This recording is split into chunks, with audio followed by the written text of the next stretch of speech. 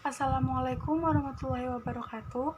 Perkenalkan, nama saya Safara Salsadifa Andrian dari kelas 10 MIPA 2. Hari ini saya akan mempresentasikan 8 infografis kerajaan-kerajaan di Indonesia. Pertama, saya akan menjelaskan tentang Kerajaan Sriwijaya. Dimulai dari sejarah kerajaan, pendiri kerajaan, masa kejayaan, dan masa kemunduran Kerajaan Sriwijaya. Yang pertama, saya akan menjelaskan sejarah kerajaan. Di sini, pertama ada kemunculan Sriwijaya pada abad ke-6 Masehi. Kedua, Kerajaan Sriwijaya adalah kerajaan Buddha bercorak maritim yang mengontrol perdagangan di jalur utama Selat Malaka. Selanjutnya ada pendiri kerajaan. Prasasti Kedukat Bukit pada 682 Masehi menyebutkan nama Dapun Tahyang, dan Prasasti Talang Tuo pada 684 Masehi memperjelasnya menjadi Dapun Tahyang Srijaya Nasa. Kedua prasasti ini adalah penjelasan tertua mengenai seseorang yang dianggap sebagai raja atau pemimpin Sriwijaya. Selanjutnya ada masa kejayaan. Balaputradewa dianggap sebagai raja yang membawa Sriwijaya ke puncak kegemilangannya. Namun, pada dasarnya Sriwijaya mengalami masa kekuasaan yang gemilang sampai ke generasi Sri Marawijaya. Hal ini dikarenakan raja-raja setelahnya disibukkan dengan peperangan dengan Jawa pada 922 Masehi dan 1016 Masehi. Dilanjutkan oleh Kerajaan Chola pada tahun 1017 dan 1025 Masehi, serta menawan Raja Sri Sangrama Wijaya. Pada masa kekuasaan Balaputradewa sampai dengan Sri Marawijaya, Sriwijaya menguasai Selat Malaka yang merupakan jalur utama perdagangan antara India dan Cina. Sriwijaya dikuasai oleh maharaja yang kaya raya, sehingga menghasilkan barus, gajah, cengkih, cendana, dan pala. Pendeta-pendeta Buddha menjadi salah satu sumber mengenai keberadaan Sriwijaya seperti Itsing, Sakyakirti, Dharmaktri, dan Atisa. Terakhir dari Kerajaan Sriwijaya ada masa kemunduran. Kemunduran Sriwijaya tidak lain adalah karena 3 kali serangan Kerajaan Chola sehingga melemahkan kekuasaan di Selat Malaka. Hal ini membuat kekuatan-kekuatan lain bermunculan untuk menggantikannya. Salah satunya adalah Jambi yang pada tahun 1082 mengirimkan utusannya sendiri ke Cina. Memasuki abad ke-13, sebuah kerajaan di Sumatera kembali menguasai daerah selat. Namun, para ahli menyatakan bahwa itu adalah Melayu Dharmasraya yang didukung dengan adanya ekspedisi Pamalayu dari Singasari yang dicatat dalam kitab Pararaton. Yang kedua ada Kerajaan Majapahit. Di sini saya akan menjelaskan dimulai dari letak, pendiri, masa kejayaan, peninggalan, serta raja-raja Kerajaan Majapahit. Pertama ada letak kerajaan. Kerajaan Majapahit dibangun di atas hutan terik sekitar tepi Sungai Brantas. Berdalih sebagai pertahanan kerajaan karena Sungai Brantas adalah pintu keluar masuk untuk mengakses wilayah utama kerajaan di Jawa Timur, baik Kediri maupun Singasari. Yang kedua ada pendiri kerajaan. Pendiri Kerajaan Majapahit adalah Raden Wijaya yang merupakan menantu sekaligus keponakan Kertanegara. Yang ketiga ada masa kejayaan. Masa kejayaan Majapahit berada pada masa kekuasaan Hayam Wuruk, terutama ketika Hayam Wuruk dibantu oleh Gajah Mada sebagai Mahapati pada 1350 sampai 1357 Masehi. Pada masa ini, Cakrawala Mandala Majapahit mencakup wilayah yang sangat luas, menjangkau Tumasik, Semenanjung, hingga Nusantara Timur. Pada masa Hayam Wuruk, juga ditingkatkan kesejahteraan masyarakat, meliputi perbaikan irigasi, pembukaan tanah, pertanian, dan pembuatan bendungan. Hayam Wuruk pada masa kekuasaannya juga mengunjungi wilayah-wilayah di sekitar pusat kekuasaan Majapahit untuk memastikan kehidupan masyarakat berlangsung dengan baik. Yang keempat ada peninggalan kerajaan. 1. Situs Trowulan. 2. Candi.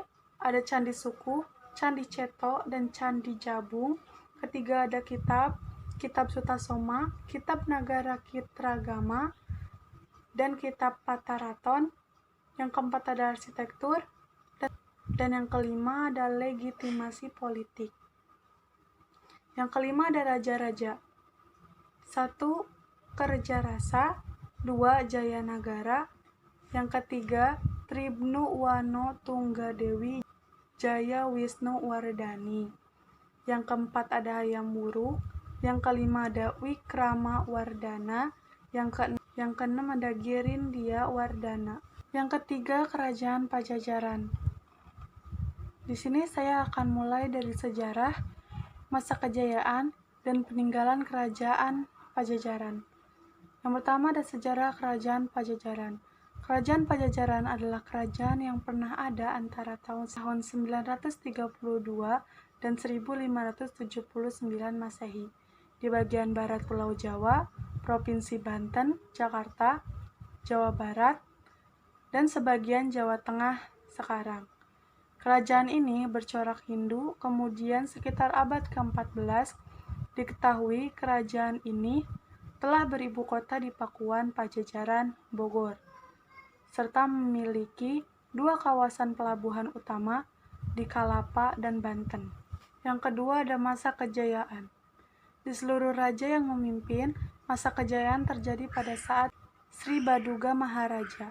Sri Baduga Maharaja banyak melakukan pembangunan fisik untuk memudahkan kehidupan negara dan rakyat seperti membangun jalan untuk menuju ke ibu kota Pakuan serta Wanagiri, membuat telaga besar yang diberi nama Telaga Maharena Wijaya, membangun Kaputren atau tempat tinggal para putri, membangun tempat hiburan pada masa kepemimpinannya. Pertahanan negara diperkuat dengan memperkuat angkatan militer agar peristiwa seperti peristiwa Bubat tidak terulang lagi. Selain itu, dibuat aturan mengenai pemungutan upeti agar tidak terjadi kewenang-wenangan dan juga memberikan desa perdikan untuk semua pendeta beserta pengikutnya, sehingga bisa menyemangati kegiatan beragama dan dijadikan penuntun kehidupan para rakyat. Yang ketiga ada peninggalan kerajaan. Yang pertama ada Prasasti Batu Tulis, Prasasti Cikapundung, Candi Bojongmenje, Situs Karangmulyan, Prasasti Perjanjian Sunda Portugis, Prasasti Pasir Datar, Kompleks Makom Keramat. Yang keempat ada Kerajaan Kutai. Di sini saya akan mulai dari sejarah, runtuhnya kerajaan, dan peninggalan kerajaan. Pertama ada sejarah kerajaan. Sejarah kerajaan yang pertama, yaitu Kerajaan Kutai, dapat merujuk pada 2 kerajaan yang berbeda, yakni Kutai Mulawarman Martapura dan Kutai Kartanegara. Kutai Mulawarman adalah kerajaan Hindu-Buddha pertama di Indonesia, sementara Kutai Kartanegara adalah kerajaan yang pada akhirnya akan menaklukkan Kutai Martapura dan berubah menjadi Kesultanan Islam atau Kerajaan Islam. Yang kedua, Kerajaan Kutai Martadipura atau Mulawarman didirikan oleh pembesar kerajaan Champa atau Kamboja bernama Kudungga, yang selanjutnya menurunkan Raja Asmawarman, kemudian Raja Mulawarman. Yang ketiga, Kerajaan Kutai adalah kerajaan tertua di Indonesia. Kerajaan ini diperkirakan telah berdiri semenjak abad ke-5 Masehi atau kurang lebih 400 Masehi. Yang keempat, letak Kerajaan Kutai diperkirakan berada di daerah Murakaman, di tepi Sungai Mahakam, Kalimantan Timur. Penjelasan kedua dari Kerajaan Kutai yaitu runtuhnya kerajaan. Kerajaan Kutai runtuh ketika Raja Kutai tewas dalam peperangan melawan calon Raja Kutai Kartanegara ke-13, yaitu Aji Pangenan Anum Panji Mendapa. Perlu digarisbawahi bahwa Kutai Kartanegara adalah kerajaan berbeda yang berada di Kutai Lama atau Tanjung Kutai. Penjelasan terakhir dari kerajaan Kutai adalah peninggalan kerajaannya. 7 prasasti Yupa yang merupakan peninggalan prasasti terpenting Kutai adalah kesatuan prasasti yang masing-masing dipahatkan pada sebuah batu andesit atau monolit yang disebut dengan Yupa. Yupa adalah tiang batu atau tugu yang berukuran kurang lebih 1 meter yang ditanam di atas tanah. Yupa memiliki 3 fungsi utama, yaitu pertama sebagai prasasti, kedua sebagai tiang pengikat hewan untuk upacara korban keagamaan, yang ketiga lambang kebesaran raja. 7 prasasti tersebut yaitu Prasasti Yupa 1, Prasasti Yupa 2, Prasasti Yupa 3, Prasasti Yupa 4, Prasasti Yupa 5, Prasasti Yupa 6, dan Prasasti Yupa 7. Yang kelima ada Kerajaan Tarumanegara. Saya akan mempresentasikan dimulai dari sejarah, masa kejayaan, peninggalan, dan terakhir ada raja-raja. Yang pertama ada sejarah kerajaan. Sejarah yang pertama, kerajaan ini diperkirakan berdiri pada abad ke-4 sampai 7 Masehi atau 358 Masehi berdasarkan naskah Wangsakerta. Yang kedua, kerajaan ini didirikan oleh Jaya Singawarman yang datang dari India setelah kalah berperang di sana. Penjelasan kedua, ada masa kejayaan Kerajaan Tarumanegara. Tarumanegara mencapai puncak kejayaan ketika di bawah pimpinan Purnawarman. Pada masa kepemerintahan Purnawarman, kekuasaan Tarumanegara diperluas dengan menaklukkan berbagai kerajaan-kerajaan yang berada di sekitarnya. Kekuasaan Tarumanegara diperluas dengan menaklukkan berbagai kerajaan-kerajaan yang berada di sekitar luas kekuasaan Tarumanegara. Luas kekuasaan Tarumanegara hampir sama dengan luas daerah Jawa Barat sekarang. Selain itu, Purnawarman juga menyusun undang-undang kerajaan, peraturan angkatan perang, strategi, dan siasat perang serta pustaka-pustaka lainnya. Purnawarman juga dikenal sebagai raja yang memperhatikan rakyatnya. Lagi-lagi salah satu kebijakannya yang paling berpengaruh besar adalah pemindahan ibu kota ke daerah tepi pantai atau lokasi yang lebih strategis dan penggalian sungai untuk irigasi, akses maritim, dan penghalang banjir. Yang ketiga dari penjelasan kerajaan Tarumanegara yaitu ada peninggalan dari kerajaannya. Yang pertama ada Prasasti Ciareten, yang kedua ada Prasasti Jambu atau Koleangkak, yang ketiga ada Prasasti Pasir Awi, yang keempat ada Prasasti Kebun Kopi, yang kelima ada Prasasti Muara Cianten, yang keenam ada Prasasti Tugu, yang ketujuh ada Prasasti Lebak atau Cidang Hiang, yang kedelapan Topeng, yang kesembilan Emas, dan lain-lainnya. Yang keempat tentang kerajaan Tarumanegara itu ada raja-raja. Raja pertama yaitu Jaya Singawarman dari tahun 358 sampai 382 Masehi. Yang kedua ada Raja Dharma Yawarman dari tahun 382 Masehi sampai 395 Masehi.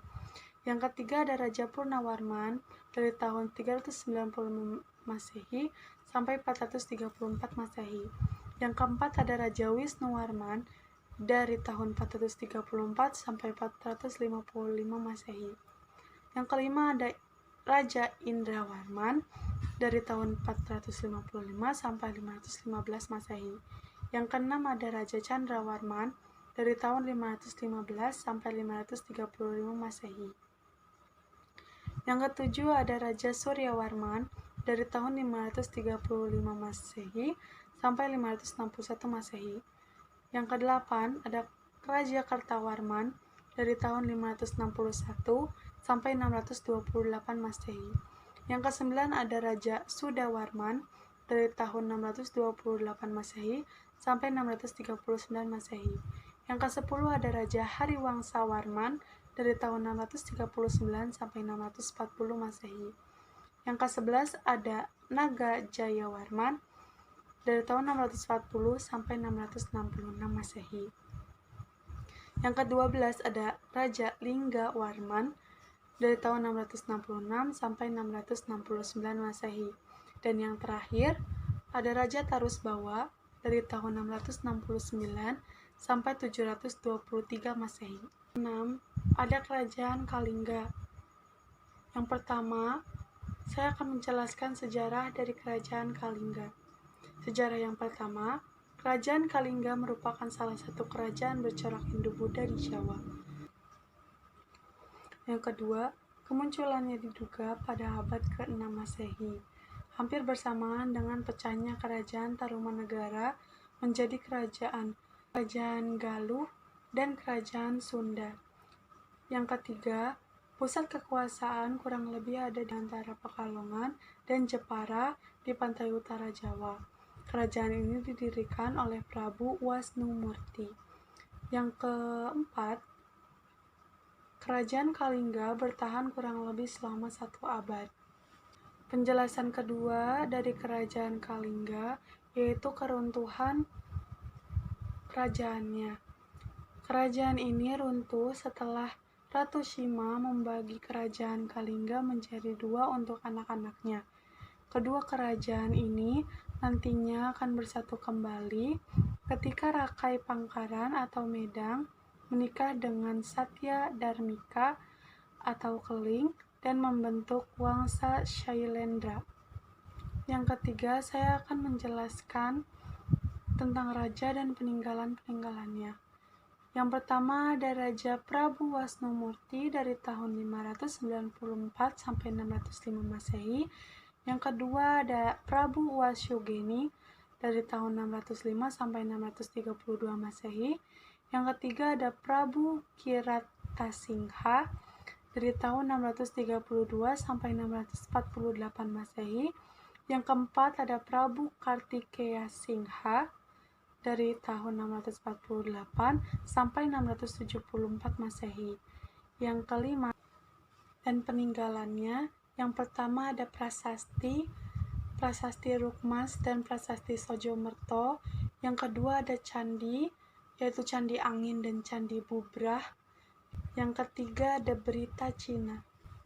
Selanjutnya kerajaan ketujuh ada Kerajaan Bali. Yang pertama saya akan menjelaskan tentang sejarahnya. Sejarah yang pertama, Kerajaan Bali adalah istilah untuk serangkaian kerajaan Hindu-Buddha yang pernah memerintah di Bali di Kepulauan Sunda Kecil, Indonesia. Awalnya, Kerajaan Bali bernama Kerajaan Bedahulu yang kemudian dilanjutkan oleh Kerajaan Majapahit. Penjelasan yang kedua tentang pimpinan Kerajaan Bali. Kerajaan Bali dipimpin oleh salah satu kelompok bangsawan dengan pimpinannya yang dikenal dengan nama Dinasti Warmadewa dengan Sri Kesari Warmadewa. Penjelasan ketiga tentang Kerajaan Kalingga yaitu menjelaskan sumber sejarah dan peninggalannya. Sumber sejarahnya yaitu 1. Prasasti Sanur, 2. Prasasti Calcuta, Prasasti Kalkuta, India. Yang ketiga ada Dinasti Warmadewa. Yang keempat ada Komplek Candi. Yang kelima ada Gunung Kani.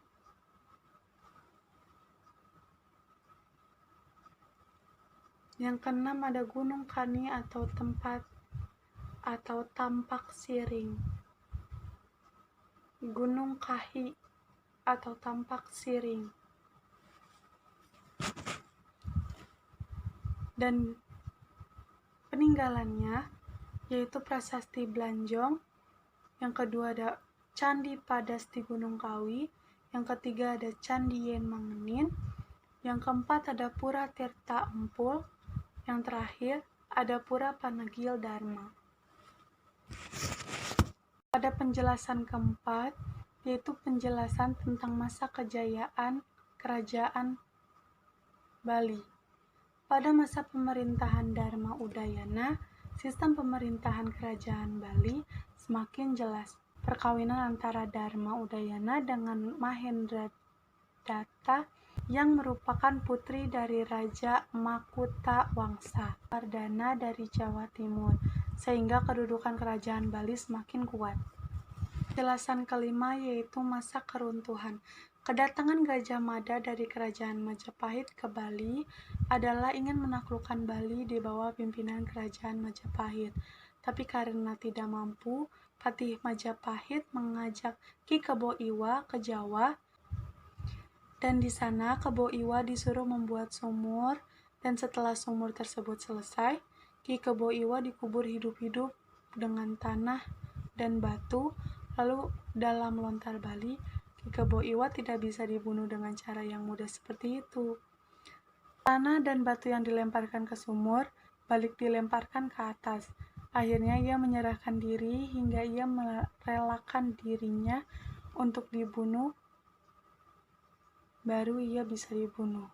Setelah kematian Ki Kebo Iwa, Bali bisa ditaklukkan oleh Gajah Mada pada tahun 1343 Masehi. Yang keenam dan yang terakhir dari penjelasan kerajaan Bali yaitu ada raja-rajanya. Yang pertama ada Raja Dinasti Warmadewa, yang kedua ada Jaya Sakti, yang ketiga ada Kagajaya, yang keempat ada Jaya Pangus, yang kelima ada Eka Lajanlana, yang keenam ada Sri Asta Asuratna Bumi Banten. Kerajaan terakhir dari infografis yang saya buat, kerajaan ke-8 yaitu Kerajaan Kahuripan. Yang pertama saya akan menjelaskan tentang sejarah dan letaknya terlebih dahulu. Yang pertama, Kerajaan Kahuripan adalah salah satu kerajaan di kawasan Jawa Timur yang didirikan oleh pewaris tahta Wangsa Isyana bernama Airlangga. Yang kedua, kerajaan ini berkuasa dari tahun 1019 sampai 1045 Masehi. Yang ketiga, mulanya bangunan utama kerajaan Kahuripan berada di kota Watanmas, namun disebutkan bahwa kota tersebut dihancurkan oleh musuhnya yang berasal dari sebuah kerajaan Tulung Agung. Akhirnya, Raja Airlangga memerintahkan untuk memindah pusatkan pemerintahannya ke Kahuripan. Sekarang lokasi tersebut dimungkinkan berada di Desa Tulangan, Kabupaten Sidoarjo. Penjelasan kedua yaitu masa kegemilangan. Di masa kegemilangannya, Raja Airlangga banyak melakukan pembangunan infrastruktur untuk menunjang kehidupan masyarakat. Penjelasan yang ketiga, masa keruntuhan. Penjelasan terakhir dari Kerajaan Kahuripan yaitu peninggalan kerajaannya. Yang pertama ada Prasasti Kamalginian, yang kedua ada Prasasti Rucangan atau Prasasti Kalkuta, yang ketiga ada Prasasti Cane, yang keempat ada Prasasti Baru, yang kelima ada Prasasti Terep, yang keenam ada Candi Belahan, yang ketujuh ada Candi Jolotundo, yang kedelapan ada Kakawin Arjuna Wiwaha, dan yang terakhir ada Petilasan Airlangga. Sekian dari saya, mohon maaf apabila ada kesalahan. Terima kasih. Wassalamualaikum warahmatullahi wabarakatuh.